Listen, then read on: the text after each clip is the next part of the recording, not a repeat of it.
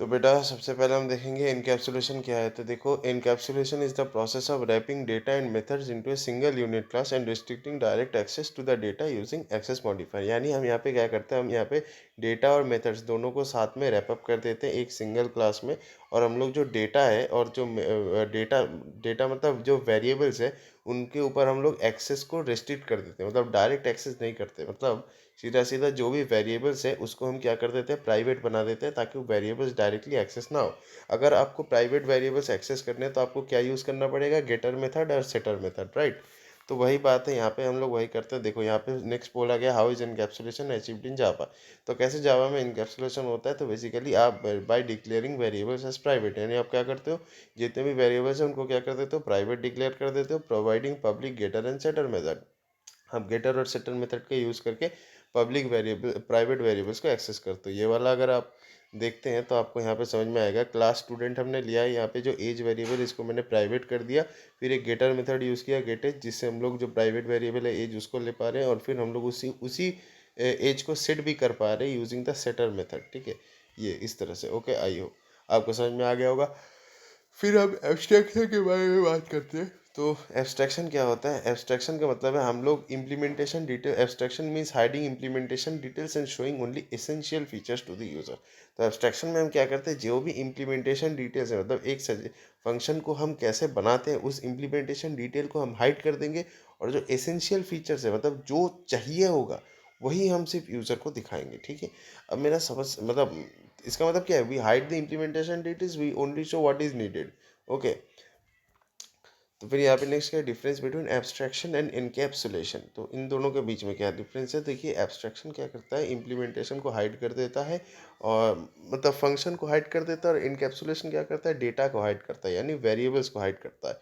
ठीक है, और एब्स्ट्रैक्शन हम कैसे अचीव करते हैं, by using abstract classes and interface classes. लेकिन आप इनकैप्सुलेशन कैसे करते हो, यूजिंग एक्सेस मॉडिफायर। मतलब यहाँ पे आप क्या कर देते हो, जो भी वेरिएबल्स है या जो भी डेटा है उनको प्राइवेट कर देते हो और गेटर सेटर मेथड यूज़ करते हो। ठीक है, तो बेसिकली एब्स्ट्रैक्शन जो है ये डिज़ाइन के ऊपर फोकस करता है, और इनकैप्सुलेशन सिक्योरिटी के ऊपर फोकस करता है। अगला मेरा जो क्वेश्चन हो सकता है उसमें वह व्हाट इज इनहेरिटेंस। इनहेरिटेंस क्या है, inheritance allows a class bracket a child to inherit all the properties और acquire all the properties and methods of the parent class. ठीक है, अनदर क्लास। तो यहाँ पे इससे क्या होता है, कोड रियूजेबल हो जाता है। ठीक है, जैसे यहाँ पे आप देखिए क्लास है एनिमल, और इसमें एक फंक्शन डिफाइन है, पेरेंट क्लास है, इसमें एक फंक्शन डिफाइंड है void system dot out dot println. ठीक है, अब क्लास डॉग एक्सटेंड्स एनिमल, क्या किया, डॉग क्लास जो है एनिमल को एक्सटेंड कर लिया। तब डॉग बार्क फंक्शन इसने इम्प्लीमेंट किया है। तो ये जो डॉग क्लास है इसके अंदर अगर हम लोग एक ऑब्जेक्ट बनाएंगे, तो वो जो ऑब्जेक्ट है वो बार्क को भी यूज़ कर पाएगा, बार्क फंक्शन को भी यूज़ कर पाएगा, और जो एनिमल फंक्शन है उस फंक्शन को भी ये यूज़ कर पाएगा। ठीक है, ये आपको समझना है। लो पहले ऑब्जेक्ट बनाएंगे, ऑब्वियस सी बात है, dog OBJ equal to new dog करके एक नया ऑब्जेक्ट बनाएंगे, तो ओबीजे बार्क फंक्शन को भी यूज़ कर सकता है और ओबीजे ईट फंक्शन को भी यूज़ कर सकता है। ठीक है, चलिए अगला सवाल पे जानते हैं। देखिए यहाँ पे जो है हमारा जो इनहेरिटेंस है जो कि जावा सपोर्ट करता है, तो सबसे पहले सिंगल इनहेरिटेंस कर सकता है, मल्टी लेवल इनहेरिटेंस कर सकता है, और हायरार्किकल इनहेरिटेंस यूज़ कर सकता है, मतलब सपोर्ट कर सकता है।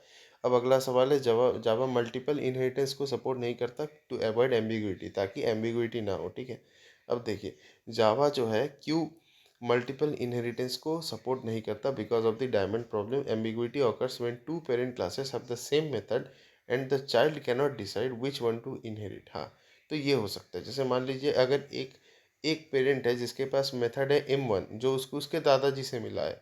ठीक है, और दूसरा एक पेरेंट क्लास है उसके पास भी वही M1 मेथड है जो उसको अपने दादाजी से मिला है। तो इन दोनों का जो चाइल्ड क्लास होगा उसको ये समझ में नहीं आएगा कि ये M1 मेथड में पहले वाले बाप से लूँ या दूसरे वाले बाप से लूँ, दोनों के दादाजी से ही मिला है। लेकिन जो पोता है पोता को समझ नहीं आ रहा है पहले वाले बाप से लूँ या दूसरे वाले बाप से लूँ। तो ये हो जाता है आपका डायमंड प्रॉब्लम। ठीक है, सो इस चीज़ को वो कैसे सॉल्व करते हैं, यूजिंग इंटरफेसेस, क्लासेस का यूज़ नहीं होता। ठीक है, अगला सवाल जो है पॉलीमॉर्फिज्म क्या होता है। Polymorphism means one interface mini implementation, यानी क्या है कि मेथड का नेम जो है वो सेम रहेगा लेकिन उसके जो काम है वो अलग अलग होंगे, यानी इम्प्लीमेंटेशंस पूरे अलग हो सकते हैं। ठीक है, तो ये बात है। अब टाइप्स ऑफ पॉलीमॉर्फिज्म देखिए, पॉलीमॉर्फिज्म दो तरीके के होते हैं, एक होता है कंपाइल टाइम पॉलीमॉर्फिज्म जिसे हम मेथड ओवरलोडिंग कहते हैं, दूसरा होता है रन टाइम पॉलीमॉर्फिज्म जिसे हम मेथड ओवरराइडिंग कहते हैं। अब मेथड ओवरलोडिंग में क्या होता है, method overloading means defining multiple methods with the same name but different parameter list in the same class. तो मेथड ओवरलोडिंग में हम क्या करते हैं कि एक ही सेम क्लास के अंदर हम अलग अलग मेथड्स बनाते हैं जिनके नाम सेम होते हैं। अगर एक मेथड का नाम है M1 तो बाकी जितने मेथड है सबका नाम M1 होगा।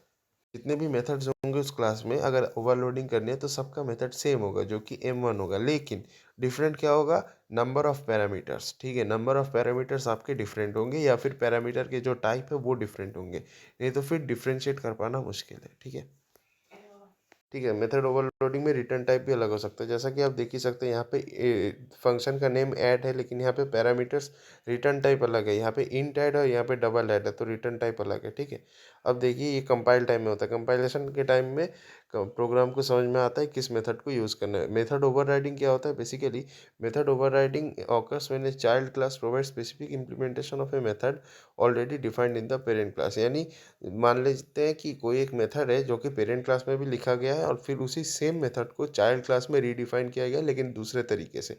तो अब सवाल आता है, और ये कौन सा मेथड एग्जीक्यूट होगा, चाहे पेरेंट क्लास में जो मेथड लिख पेरेंट क्लास में मेथड का जो इम्प्लीमेंटेशन है उसको हम यूज़ करेंगे या फिर चाइल्ड क्लास में मेथड का जो इम्प्लीमेंटेशन है उसको यूज़ करेंगे। तो ऑब्वियस ही बात है, अगर आप ओवरराइडिंग करते हो तो हमेशा चाइल्ड क्लास में उस मेथड का जो इम्प्लीमेंटेशन है उसको ही हम यूज़ करेंगे। ठीक है, और ये रन टाइम में होता है इसलिए इसको रन टाइम पॉलीमॉर्फिज्म कहते हैं। ठीक है, देखो यहाँ पे वॉइड शो है, यहाँ पे भी वॉइड शो है। आपको क्या लगता है, चाइल्ड क्लास में वॉइड शो होगा या फिर पेरेंट क्लास में वॉइड शो होगा? तो मेरा आंसर है चाइल्ड क्लास में वॉइड शो होगा। ठीक है, okay. Difference between overloading and overriding, देखिए ओवरलोडिंग में हमेशा सेम क्लास होता है लेकिन ओवरराइडिंग में हमेशा डिफरेंट क्लास होगा। ठीक है, पेरेंट चाइल्ड। ठीक है, इनहेरिटेंस के बिना ओवरराइडिंग पॉसिबल नहीं है। उसके बाद क्या है, ओवरलोडिंग में अलग अलग पैरामीटर्स होते हैं लेकिन ओवरराइडिंग में सेम पैरामीटर्स होते हैं। ओवरलोडिंग कंपाइल टाइम पॉलीमॉर्फिज्म होता है, ओवरराइडिंग रन टाइम पॉलीमॉर्फिज्म होता है। ठीक है, तो ये सारी चीज़ें हैं। अब डायनामिक मेथड अगला चीज़ है, व्हाट इज़ इंटरफेस। इंटरफेस एक ब्लूप्रिंट है, ठीक है, जिसमें एब्स्ट्रैक्ट मेथड्स भी रह सकते हैं, डिफ़ॉल्ट मेथड भी रह सकते हैं, स्टैटिक मेथड भी रह सकते हैं और कांस्टेंट भी रह सकता है। यहाँ पे मल्टीपल इनहेरिटेंस हो सकता है। ठीक है ना, मल्टीपल इनहेरिटेंस हम लोग इंटरफेस के थ्रू कर सकते हैं। क्यों, कैसे? क्योंकि इनहेरिटेंस में आप मल्टीपल मल्टीपल इनहेरिटेंस कैसे इंटरफेस में कर सकते हैं, आप मान लीजिए इंटरफेस में बहुत सारे एब्स्ट्रैक्ट मेथड लिख दिए और हर एक एब्स्ट्रैक्ट मेथड को आप एक नए नए क्लास में मतलब डिफाइन कर रहे हैं। जैसे मान लीजिए ए क्लास है, इंटरफेस क्लास है ए जिसके अंदर 5 मेथड है जो कि अनडिफाइंड है। आपने एक पहला क्लास बी लिया जिसको आपने ए से इनहेरिट किया, उसमें आपने पहले मेथड को डिफाइन किया। फिर सी क्लास एक बनाया, दूसरा क्लास जो आपने बी से इनहेरिट किया उसमें आपने दूसरे मेथड को डिफाइन किया। इस तरह से आप मल्टीपल इनहेरिटेंस कर सकते हैं। वैसे एब्स्ट्रैक्शन के माध्यम से भी पॉसिबल हो सकता है। ठीक है, difference between abstract class and interface class. तो देखिए एब्स्ट्रैक्ट क्लास में क्या है, एब्स्ट्रैक्ट क्लास में आप कंस्ट्रक्टर्स को यूज़ कर सकते हैं लेकिन इंटरफेस क्लास में आप कंस्ट्रक्टर्स को नहीं यूज़ कर सकते। ठीक है, और एब्स्ट्रैक्ट क्लास में आपके जो वेरिएबल्स हैं वो इंस्टेंस वेरिएबल्स हो सकते हैं लेकिन इंटरफेस क्लास में आपके वेरिएबल्स या तो पब्लिक होंगे या तो स्टैटिक होंगे या फिर फाइनल होगा, इसके अलावा और कोई वेरिएबल नहीं होगा। एब्स्ट्रैक्ट क्लास में आप सिंगल इनहेरिटेंस कर सकते हैं लेकिन इंटरफेस क्लास में मल्टीपल इनहेरिटेंस कर सकते हैं। ठीक है, और एब्स्ट्रैक्ट क्लास में आप मेथड को इम्प्लीमेंट कर सकते हैं लेकिन इंटरफेस क्लास में आप मेथड को इम्प्लीमेंट नहीं करेंगे, आप उसको अनडिफाइंड ही छोड़ेंगे। ठीक है, ओके, चलिए अगला सवाल। सबसे पहले constructor is a special method which is used to initialise object that same name as the class and no return type. तो कंस्ट्रक्टर क्या होता है, ये एक स्पेशल मेथड है जो कि आप जिससे आप ऑब्जेक्ट्स को इनिशियलाइज करते हो।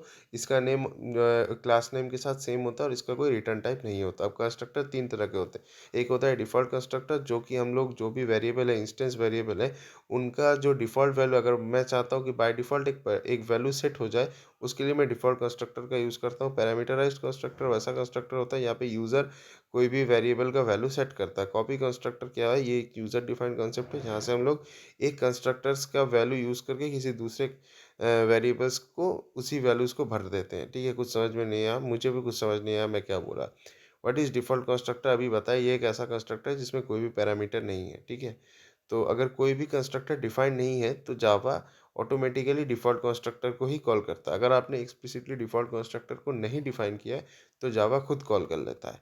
ठीक है, अब देखो इस कंस्ट्रक्टर इनहेरिटेंस पॉसिबल नहीं, कंस्ट्रक्टर जो है इनहेरिट नहीं किया जा सकता। ओके, कंस्ट्रक्टर, अब देखो कंस्ट्रक्टर तो कोई क्लास नहीं है जो तुम इनहेरिट करोगे, इनहेरिट तो कोई क्लास होता है। ठीक है, लेकिन हाँ, चाइल्ड क्लास कभी भी हमेशा पेरेंट क्लास के कंस्ट्रक्टर को सुपर कीवर्ड का यूज़ करके कॉल कर सकता है। कोई भी चाइल्ड का जो क्लास है वो पेरेंट के कंस्ट्रक्टर को सुपर कीवर्ड यूज़ करके कॉल कर सकता है, ठीक है। Can constructors be overloaded? हाँ बिल्कुल, कंस्ट्रक्टर बिल्कुल ओवरलोड किया जा सकता है। क्यों? क्योंकि देखो एक ही क्लास के अंदर आपने 4-5 टाइप के कंस्ट्रक्टर बना दिए, ठीक है, बस पैरामीटर सबके अलग हैं, ठीक है, तो यही हो गया कंस्ट्रक्टर ओवरलोडिंग। कंस्ट्रक्टर ओवरलोडिंग में तो यही होता है कि एक क्लास के अंदर बहुत सारे कंस्ट्रक्टर्स हैं, सभी के नाम क्लास के साथ सेम है, बस पैरामीटर्स अलग है। मान लो एक डिफ़ॉल्ट कंस्ट्रक्टर है, एक पैरामीटराइज्ड कंस्ट्रक्टर है, और वापस एक पैरामीटराइज्ड कंस्ट्रक्टर है लेकिन पैरामीटर्स अलग है, और फिर तो कॉपी कंस्ट्रक्टर्स बना दिए, तो इस तरह से कंस्ट्रक्टर ओवरलोडिंग हो गया। कॉपी कंस्ट्रक्टर क्या होता है? कॉपी कंस्ट्रक्टर एक ऐसा टाइप का कंस्ट्रक्टर है जो बेसिकली एक ऑब्जेक्ट के डेटा को कॉपी करता है दूसरे किसी ऑब्जेक्ट के अंदर। मतलब मान लो दो ऑब्जेक्ट है, पहले ऑब्जेक्ट का जो डेटा है उसको कॉपी करके वो दूसरे ऑब्जेक्ट के अंदर उसी डेटा को डाल देता है, चोरी करता है, ठीक है। तो अब देखो यहाँ पे क्या होता है, जावा बाय डिफ़ॉल्ट जो है कॉपी कंस्ट्रक्टर प्रोवाइड नहीं करता, लेकिन हम इसको बना सकते हैं, ठीक है। अब देखो दिस कीवर्ड का यूज़ क्या होता है, this refers to the current object in the class, और ये मैंने बहुत बढ़िया तरीके से दिस कीवर्ड का यूज़ समझा दिया है, ठीक है। ये बेसिकली वेरिएबल में एम्बिग्विटी को हटाने के लिए होता है, क्योंकि मान लेते हैं जो इंस्टेंस वेरिएबल है और जो कंस्ट्रक्टर के वेरिएबल हैं, अगर उन दोनों का नाम सेम हो जाए, जैसे मान लेते हैं जो क्लास के जो वेरिएबल्स हैं उसमें एक्स और वाई है, और पैरामीटराइज्ड कंस्ट्रक्टर में जो दो पैरामीटर्स लिए वो भी इंट एक्स और इंट वाई है, तो यहाँ पे दोनों का नेम जो है सेम हो जाएगा, X X Y Y same हो जाएगा, तो समझ में कैसे आएगा किसमें कौन सी वैल्यू जाएगी, उस टाइम दिस कीवर्ड यूज़ करते हैं। वेरिएबल शैडोइंग रिजॉल्व करता है करंट क्लास कंस्ट्रक्टर, ठीक है। अब सुपर कीवर्ड का क्या यूज़ होता है? सुपर कीवर्ड का यूज़ होता है अगर आप पेरेंट क्लास के डेटा या मेथड्स को एक्सेस करना चाहते हो चाइल्ड क्लास के अंदर से, तो आपको सुपर कीवर्ड का यूज़ करना पड़ेगा। यहाँ पे मैंने देखो लिखा भी है, access parent variables, call parent methods, call parent constructor, ठीक है। Difference between this and super, this keyword क्या करता है, करंट क्लास को रेफर करता है, लेकिन जो सुपर कीवर्ड है वो पेरेंट क्लास को रेफर करता है। दिस कीवर्ड किसको कॉल करता है? करंट, जिस क्लास के अंदर तुम हो उस क्लास के कंस्ट्रक्टर को ये दिस कीवर्ड कॉल कर सकता है, लेकिन सुपर कीवर्ड हमेशा उसके पेरेंट क्लास का, जो भी क्लास में तुम हो उसका जो पेरेंट क्लास है उसके कंस्ट्रक्टर को कॉल करता है, ठीक है। दिस कीवर्ड क्या करता है, करंट क्लास के मेंबर्स को एक्सेस कर सकता है, लेकिन सुपर कीवर्ड पेरेंट क्लास के मेंबर्स को एक्सेस करता है, ठीक है। यानी आपको अभी करंट क्लास के अंदर जो भी करना है उसके लिए दिस यूज़ करो, और पेरेंट क्लास के अंदर जो भी करना है उसके लिए सुपर यूज़ करो। Can this and super B use together? नहीं, दोनों हमेशा फर्स्ट स्टेटमेंट होने चाहिए, ठीक है। उसके पहले कुछ नहीं होना चाहिए, लेकिन दोनों साथ में आप यूज़ नहीं कर सकते, ठीक है। कंस्ट्रक्टर में दोनों ही फर्स्ट स्टेटमेंट होने चाहिए, लेकिन एक ही अलाउड है। अगर दिस यूज़ करोगे तो सुपर नहीं यूज़ कर सकते, अगर सुपर यूज़ करोगे तो दिस नहीं यूज़ कर सकते, ठीक है। अब नेक्स्ट जो है हमारा है ये कि फाइनल कीवर्ड क्या है। फाइनल बेसिकली मॉडिफिकेशन को रिस्ट्रिक्ट करने के लिए, अगर मान लो कोई भी वेरिएबल है या कोई मेथड है जो आप चाहते हो कि अपडेट ना हो, ठीक है। If you want any method or variable to not get updated, ठीक है, किसी भी दूसरे क्लास में या खुद के ही क्लास में, अगर आप चाहते हो कि एक बार जो मैंने लिख दिया सो लिख दिया, अब इसको कोई नहीं चेंज कर सकता, तो आप उसको फाइनल कीवर्ड से लिख सकते हो, ठीक है। अगर आप मान लो किसी वेरिएबल के आगे फाइनल लिख दोगे तो जो आप वैल्यू है उसको चेंज नहीं कर सकते। किसी मेथड के आगे फाइनल लिख दोगे तो उस मेथड को तुम चेंज नहीं कर सकते। अगर तुम किसी क्लास के पहले फाइनल लिख दोगे तो उस क्लास को तुम इनहेरिट नहीं कर सकते, ठीक है। अब नेक्स्ट सवाल आता है, क्या कोई कंस्ट्रक्टर फाइनल हो सकता है? नहीं, कंस्ट्रक्टर कभी फाइनल नहीं हो सकता। क्यों? क्योंकि तुम कंस्ट्रक्टर को कभी इनहेरिट नहीं करते हो। तुम चाइल्ड क्लास से पेरेंट क्लास के कंस्ट्रक्टर को कॉल कर सकते हो, लेकिन इनहेरिट नहीं कर सकते। इसीलिए कंस्ट्रक्टर के पहले कभी फाइनल नहीं लगा सकते। क्या कोई मेथड फाइनल हो सकता है? जी बिल्कुल, एक फाइनल मेथड बिल्कुल हो सकता है। अगर आप किसी मेथड के पहले फाइनल लिख देते हो तो उस मेथड को कभी तुम ओवरराइड नहीं कर सकते, ठीक है। अगर मान लो पेरेंट क्लास में किसी मेथड को तुमने फाइनल लिख दिया, तो फिर चाइल्ड क्लास के अंदर तुमने वही सेम मेथड डिफाइन किया, तो वो ओवरराइड नहीं होगा, तो पेरेंट क्लास का ही मेथड कॉल होगा, ठीक है ना। सो ये बात है। क्या नहीं क्लास भी फाइनल? हाँ बिल्कुल, एक क्लास भी फाइनल हो सकता है, और फाइनल क्लास को कभी आप इनहेरिट नहीं कर सकते, ठीक है। सो यही बात है, फाइनल क्लास स्ट्रिंग ऐसे। तो अब एक्सेस मॉडिफायर्स कुछ ऐसे कीवर्ड्स होते हैं जो बेसिकली किसी भी चीज़ के एक्सेस को कंट्रोल करते हैं। अब देखो तीन तरह के होते हैं, चार तरह के होते हैं, प्राइवेट होता है, डिफ़ॉल्ट होता है, प्रोटेक्टेड होता है, पब्लिक होता है। अब डिफ़ॉल्ट मतलब कोई भी कीवर्ड नहीं है, ठीक है। अगर मान लेते हैं अगर डिफ़ॉल्ट है, इसका मतलब उसी पैकेज के अंदर कोई भी क्लास उस चीज़ को एक्सेस कर सकता है। पब्लिक का मतलब अलग अलग पैकेजेस से भी आप उस चीज़ को एक्सेस कर सकते हो, ठीक है। और अगर आप प्रोटेक्टेड हो तो अगर आप किसी क्लास के आगे या किसी भी मेथड के आगे प्रोटेक्टेड लिखते हो तो अगर तुम उस क्लास को इनहेरिट करोगे तभी तुम उस चीज़ को एक्सेस कर पाओगे। और प्राइवेट है इसका मतलब तुम एक्सेस नहीं कर पाओगे, तुम्हें गेटर सेटर यूज़ करना पड़ेगा। ठीक है, अगर कोई डेटा वेरिएबल है तो उसके लिए आपको गेटर सेटर यूज़ करके उसको पहले पब्लिक बनाना पड़ेगा, प्रोटेक्टेड बनाना पड़ेगा, फिर तुम उसको एक्सेस कर सकते हो। और अगर मेथड प्राइवेट है तो फिर भैया आपको किसी पब्लिक या प्रोटेक्टेड मेथड के अंदर उस प्राइवेट मेथड को कॉल करना पड़ेगा, तब जाके आप उसको दूसरे क्लास में एक्सेस कर सकते हो। ठीक है, तो ये बात है। कैन प्राइवेट मेंबर्स भी इनहेरिटेड, यही यही नेक्स्ट सवाल होना चाहिए। नहीं, प्राइवेट मेंबर्स को आप इनहेरिट नहीं कर सकते। ठीक है, लेकिन आप उसको इनडायरेक्टली एक्सेस कर सकते हो with the help of getter and setter. हाँ ठीक है। अगला, how can private variables be accessed in a child class, कैसे आप प्राइवेट वेरिएबल्स को एक चाइल्ड क्लास में एक्सेस कर सकते हैं। तो उसके लिए मैंने क्या बोला, सबसे पहले गेटर सेटर का यूज़ करो, उसके बाद उसको चाइल्ड क्लास में एक्सेस करो। जैसे यहाँ पे देख ही सकते हो, प्राइवेट इंट है, एक्स का वैल्यू 10 है, आपने गेटर फंक्शन यूज़ करके एक्स का वैल्यू रिटर्न कर दिया। अब आप इसको चाइल्ड क्लास से एक्सेस कर सकते हो। ठीक है, व्हाट इज स्टैटिक वेरिएबल, देखो स्टैटिक वेरिएबल ऐसा टाइप का वेरिएबल है जो कि उसी क्लास में रहता है और इसका एक ही कॉपी रहता है। और ये स्टैटिक वेरिएबल कब क्रिएट होता है, जब आप क्लास को लोड करते हो तब स्टैटिक वेरिएबल जो है क्रिएट होता है। ठीक है, और स्टैटिक वेरिएबल, अगर आप किसी भी वेरिएबल को स्टैटिक लिख देते हो तो फिर क्या होता है, देखो। ठीक है, अब देखते हैं एक स्टैटिक मेथड किसे कहते हैं। एक स्टैटिक मेथड वैसा टाइप का मेथड होता है जिसको एक्सेस करने के लिए या फिर कॉल करने के लिए हमें एक ऑब्जेक्ट बनाने की ज़रूरत नहीं पड़ती। ठीक है, और ये किसी ना किसी क्लास में बिलोंग करता है और इसको हम लोग विदाउट एनी ऑब्जेक्ट क्रिएट करके कॉल भी कर सकते हैं। ठीक है, फिर देखो, जैसे यहाँ पे मान लो मैंने यहाँ पे एक टेस्ट क्लास है, यहाँ पे मैंने एक स्टैटिक फंक्शन लिखा स्टैटिक वर्ड शो। तो अगर मुझे इसको कॉल करना है मेन पार्ट में तो ऑब्जेक्ट बनाने की ज़रूरत नहीं होगी, मैं जस्ट डायरेक्टली लिख सकता हूँ टेस्ट डॉट शो। ठीक है, क्लास का name dot object, I mean class name dot function या मेथड। हम लोग पहले क्या करते थे, ऑब्जेक्ट डॉट मेथड।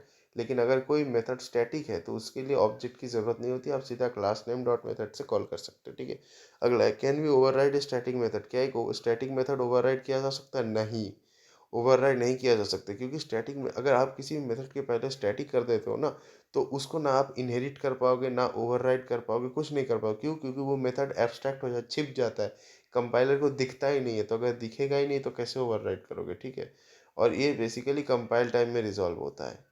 तो स्टैटिक मेथड छिप जाते हैं, इसलिए आप इसको ओवरराइड नहीं कर सकते। Difference between static method and non static method, static और नॉन स्टैटिक मेथड के बीच में क्या बोलते हैं, डिफरेंस क्या है? ठीक है, अलग क्या है? स्टैटिक मेथड हमेशा एक क्लास में बिलोंग करता है और नॉन स्टैटिक मेथड ऑब्जेक्ट को बिलोंग करता है। स्टैटिक मेथड को कॉल करने के लिए ऑब्जेक्ट की ज़रूरत नहीं होगी, नॉन स्टैटिक मेथड को कॉल करने के लिए ऑब्जेक्ट की ज़रूरत होगी। ठीक है, और स्टैटिक मेथड सिर्फ स्टैटिक डेटा ही एक्सेस कर सकता है। ठीक है, कोई नॉन स्टैटिक डेटा एक्सेस नहीं कर सकता।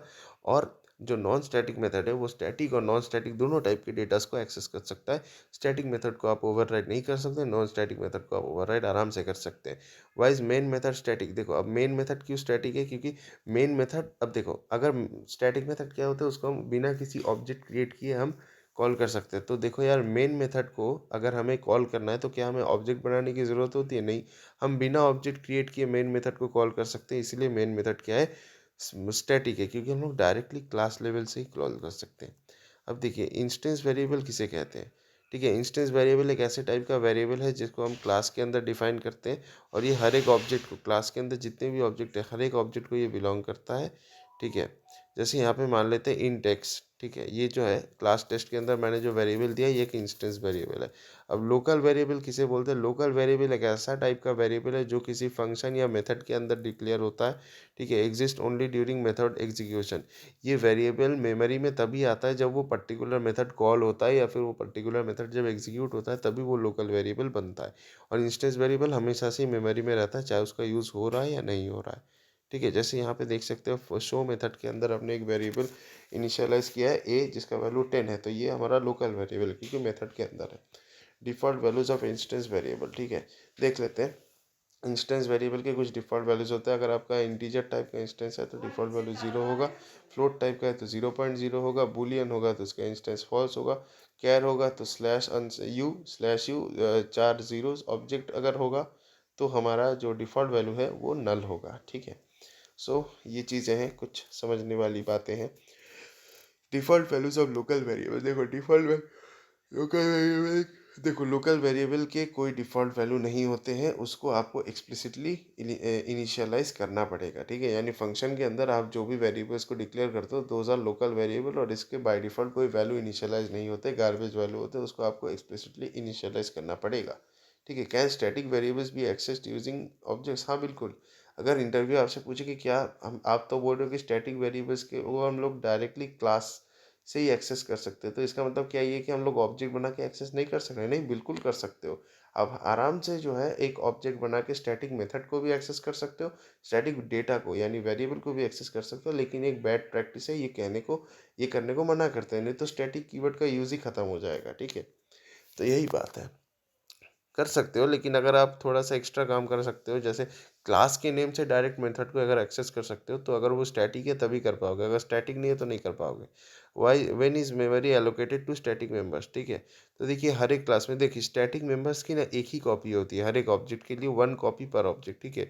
और जैसे आप क्लास बनाते हो तो ज हर एक में स्टैटिक मेथड या डेटा की एक ही कॉपी बनती है, ठीक है? और ये लोडिंग टाइम मेथड ओवरलोडिंग के टाइम में होता है और ये मेथड एरिया में स्टोर होता है, वैसे ये नहीं पूछेगा आपसे, ठीक है? चलिए ये भी हो गया हमारा। आगे चलते हैं 51 टू 60 नेक्स्ट कर लेते हैं। चलिए देखते हैं कंपाइल टाइम पॉलीमॉर्फिज्म किसे कहते हैं। कंपाइल टाइम पॉलीमॉर्फिज्म एक ऐसा is used achieved using method overloading, ये तो आपको पता है, इसके ऊपर मैं बात नहीं करूँगा। रन टाइम, ठीक है। व्हाट इज मेथड बाइंडिंग, देखिए ये क्या होता है। मेथड बाइंडिंग बेसिकली एक प्रोसेस है जहाँ पे आप मेथड का जो कॉलिंग है वो बॉडी के साथ मेथड के बॉडी के साथ लिंक कर देते हो। मेथड कॉलिंग को मेथड के बॉडी के साथ अगर आप लिंक करते हो that is known as method binding. Method binding is the process of linking the method call with the body of the method. तो यहाँ पे दो टाइप की बाइंडिंग होती है, एक अर्ली बाइंडिंग होती है और एक लेट बाइंडिंग होती है। अर्ली बाइंडिंग यानी मेथड ओवरलोडिंग यानी कंपाइल टाइम पॉलीमॉर्फिज्म, और लेट बाइंडिंग यानी मेथड ओवरराइडिंग, ठीक है।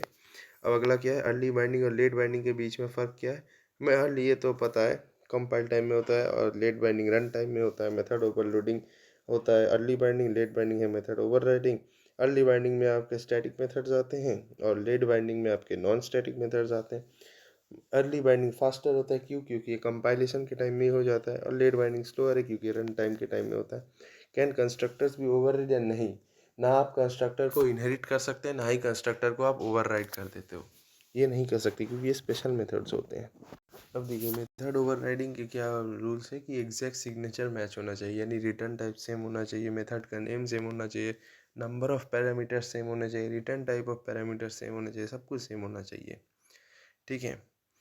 और यहाँ पे कैसे टाइप के मेथड्स को आप ओवरराइड नहीं कर सकते। अगर स्टैटिक मेथड है, फाइनल मेथड है या प्राइवेट मेथड है, इसको आप ओवरराइड नहीं कर सकते।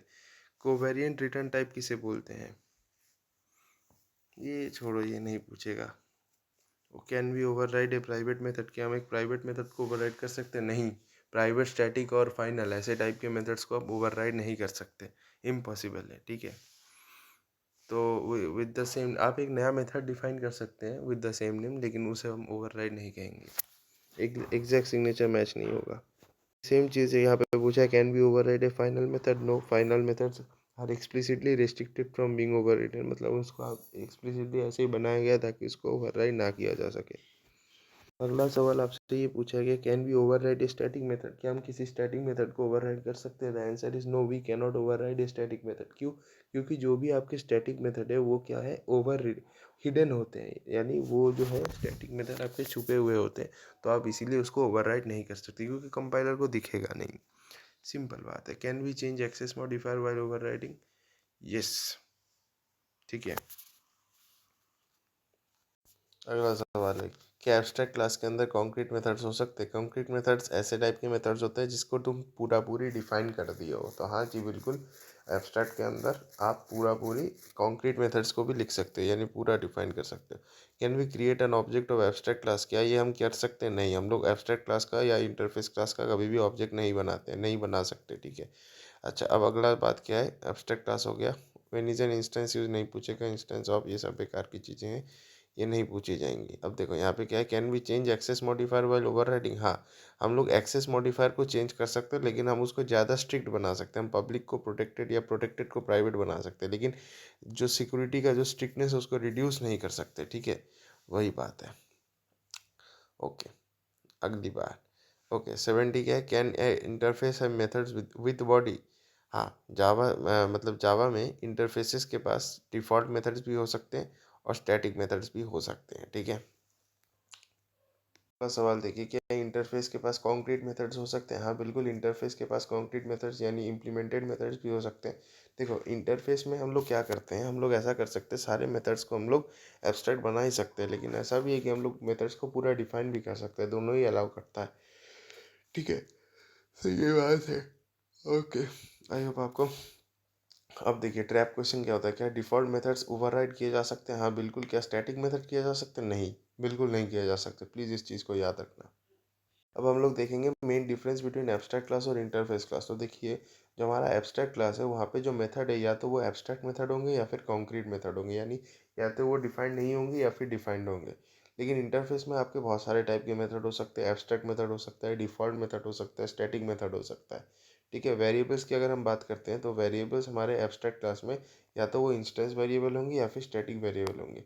लेकिन इंटरफेस में क्या होगा, पब्लिक स्टैटिक फाइनल, मतलब तीन अलग अलग टाइप के वेरिएबल नहीं है, एक ही टाइप का वेरिएबल है, which is public static final. हमेशा याद रखिएगा। क्या कंस्ट्रक्टर हम लोग इंटरफेस में कर सकते हैं? नहीं, लेकिन एब्स्ट्रैक्ट में हाँ कर सकते हैं। मल्टीपल इनहेरिटेंस के एब्स्ट्रैक्ट में पॉसिबल है, एब्स्ट्रैक्शन में नहीं, लेकिन इनहेरिट इंटरफेस में पॉसिबल है, ठीक है। तो ये सारी चीज़ें हैं। और यहाँ पे एक्सेस मॉडिफायर्स कोई भी हो सकती है, लेकिन यहाँ पे पब्लिक स्टैटिक फाइनल ही होगा, आई मीन पब्लिक ओनली, ठीक है। फंक्शनल इंटरफेस क्या है? फंक्शनल इंटरफेस ऑनडेज एग्जैक्टली वन एब्स्ट्रैक्ट मेथड, ठीक है। यानी बेसिकली फंक्शनल इंटरफेस एक ऐसा टाइप का इंटरफेस है जहाँ पे सिर्फ एक ही एब्स्ट्रैक्ट मेथड है, यानी एक ही अनडिफाइंड मेथड है, ठीक है। देखो, जैसे यहाँ पे अगर हम देखें, functional interface at the rate लिखना ज़रूरी है ताकि समझ में आए, ठीक है। तो ये एक एनोटेशन है, at the rate functional interface लिखा, फिर मैंने इंटरफेस के अंदर एक ही एब्स्ट्रैक्ट मेथड लिखा, that is void show. This is nothing but a functional interface. अब देखो, what is functional interface annotation, ये क्या इंश्योर करता है कि कोई भी जो आपका इंटरफेस है, ठीक है, at the rate functional interface अगर आप लिखोगे तो ये इंश्योर कर देता है कि जो भी आपका इंटरफेस क्लास है उसमें सिर्फ एक ही एब्स्ट्रैक्ट मेथड है, एक से ज़्यादा नहीं है, ठीक है। अगर आप एक से ज़्यादा एब्स्ट्रैक्ट मेथड दे दिए, ठीक है, यानी सिर्फ नाम के वास्ते लिख दिए, तो फिर आपको कंपाइल टाइम एरर दे देगा। क्या इंटरफेस है वेरिएबल्स? यस, इंटरफेस देखो, लेकिन इंटरफेस के अंदर वेरिएबल्स हो सकते हैं, लेकिन जो वेरिएबल्स है वो तो या फिर पब्लिक होंगे या फिर स्टैटिक होंगे या फिर फाइनल होंगे, ठीक है। तो ये बात है। तो यहाँ पे जैसा कि आप देख ही सकते हैं, int x इक्वल टू 10 जो है ये वेरिएबल कैसा होगा, पब्लिक स्टैटिक फाइनल टाइप का होगा। और इंटरफेस वेरिएबल स्टैटिक और इंस्टेंस, तो हम सभी को पता है कि ये होता है हमारे स्टैटिक वेरिएबल्स, ठीक है। तो वही बात है, स्टैटिक है यानी अगर एक बार आपने शेयर कर दिया, ठीक है, तो वो कांस्टेंट ही रहेगा, आप उसको चेंज नहीं कर सकते, और सबकी एक ही कॉपी बनती है, एक से ज़्यादा नहीं बनती। Can interface extend another interface? हाँ बिल्कुल, इंटरफेस, अब इंटरफेस के बीच में आप इनहेरिटेंस कर सकते हैं, ठीक है। तो वही बात है, आप एक इंटरफेस बनाए, दो इंटरफेस बनाए, उसके बाद आपने जो तीसरा इंटरफेस बनाया वो पहले दो इंटरफेस से इनहेरिट कर रहा है, तो हाँ बिल्कुल, इंटरफेस मल्टीपल इंटरफेसेस को इनहेरिट कर सकता है। अब क्या एक क्लास मल्टीपल इनहेरिटेंस को ले सकता है? हाँ बिल्कुल। जैसा कि आप देख ही सकते हैं, class test implements A and B, इसी तरह से जावा जो है मल्टीपल इनहेरिटेंस को सपोर्ट करता है। आपने एक इंटरफेस बनाया ए जिसके अंदर आपने एक एब्स्ट्रैक्ट मेथड लिखा, फिर दूसरा इंटरफेस बनाया बी जिसमें आपने और दूसरा एक एब्स्ट्रैक्ट मेथड बनाया, फिर आपने एक क्लास बनाया सी या फिर टेस्ट जो कि पहला और दूसरा इंटरफेस को इनहेरिट कर रहा है, तो उसके लिए आप इम्प्लीमेंट्स कीवर्ड यूज़ करोगे इंटरफेस के लिए। Can an interface implement another interface? नहीं, ये नहीं किया जा सकता।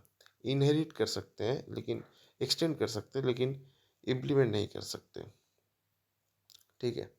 मार्कर इंटरफेस क्या है? मार्कर इंटरफेस ऐसा टाइप का इंटरफेस है जिसमें कोई भी मेथड नहीं होते हैं, ठीक है।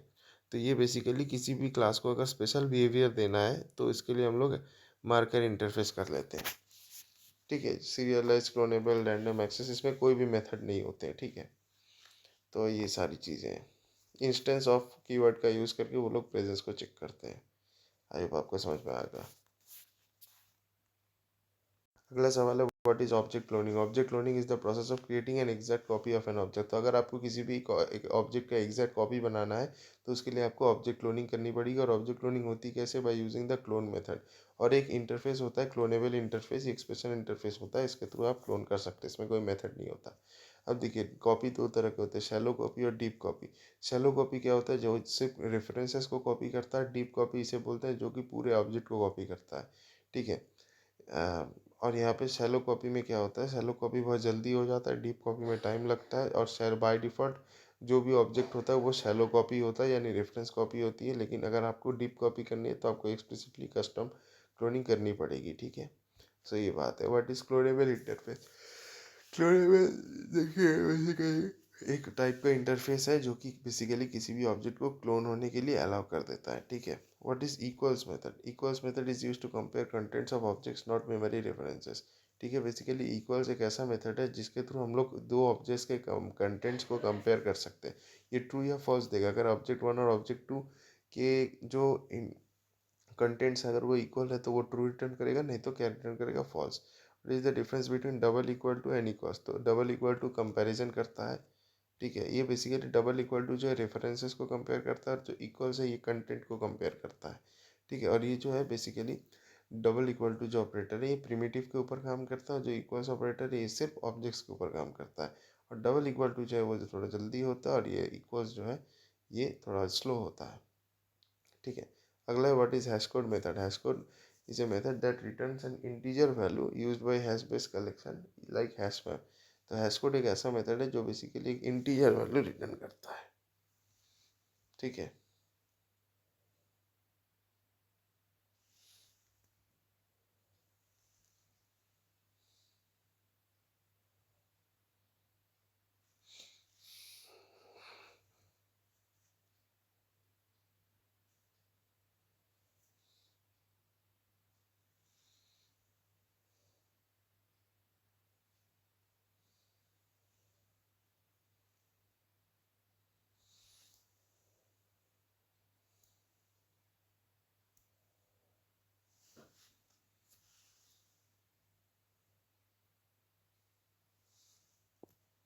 ठीक है।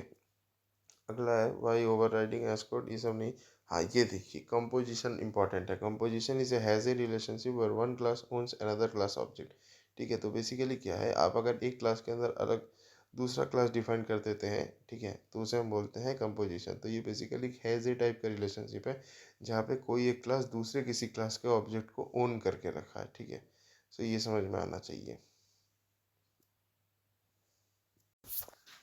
ठीक है। तो अभी एग्रीगेशन और कंपोजिशन के बीच में देखेंगे।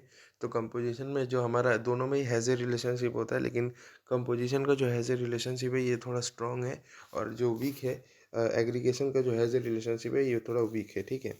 सो ये बात है। अब ये सब उतना नहीं पूछा जाएगा, आई थिंक इतना हमारे लिए काफ़ी है। 91 to 100 ये जो है ये सब बेकार है, ये नहीं पूछा जाएगा। बस एक एग्जांपल देख लेते हैं कंपोजिशन का। देखिए यहाँ पे क्या कंपोजिशन में एक हैज़ ए रिलेशनशिप रहता है। जैसे अगर हम देखें रियल वर्ल्ड, तो देखिए यहाँ पे मैंने दो क्लास बनाए। एक पहला क्लास है इंजन, इंजन के अंदर मैंने एक मेथड इम्प्लीमेंट किया है, ठीक है।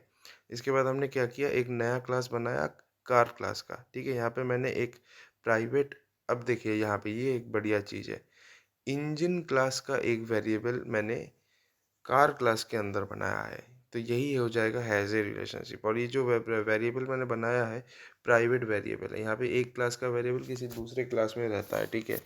तो ऐसा, तो मैंने क्या किया, इंजन क्लास का एक जो वेरिएबल है मैंने उसको कार क्लास के अंदर क्रिएट किया, ठीक है। उसके बाद मैंने क्या किया, कार क्लास का एक कंस्ट्रक्टर बनाया, और फिर इंजन का जो ऑब्जेक्ट है, इंजन क्लास का जो ऑब्जेक्ट है उसको मैंने कार क्लास के अंदर किया। इसका मतलब मैं क्या कर रहा हूँ, किसी एक क्लास का सारा काम, ऑब्जेक्ट क्रिएशन से लेके वेरिएबल क्रिएशन से लेके मेथड क्रिएशन से लेके सारी चीज़ें मैं किसी दूसरे क्लास के अंदर कर रहा हूँ। इस चीज़ को मैं बोलूँगा कंपोजिशन। तो यहाँ पे एक हैज़ ए रिलेशनशिप बन जाएगा, ठीक है।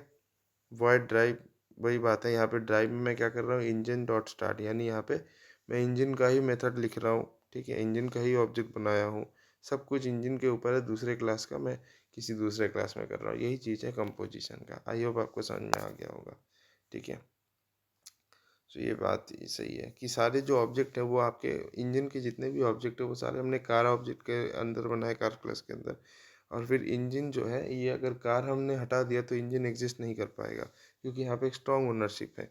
अगर कार डिस्ट्रॉय कर दिया हमने, कार क्लास को मार दिया, तो इंजन भी मर जाएगा। सो इसे बोलते हैं कॉम्पोजिशन। और इसका उल्टा होता है एग्रीगेशन, वहाँ पे वीक हैज़ ए रिलेशनशिप होता है। ठीक है, बस इतना मेरे लिए आई थिंक काफ़ी है। इससे ज़्यादा ज़रूरत नहीं है। जब लूज़ कपलिंग होगा तो इनहेरिटेंस, और अगर स्ट्रॉन्ग कपलिंग चाहिए तो नहीं, गलत लिख दिया, छोड़ो, उतना इम्पोर्टेंट नहीं है।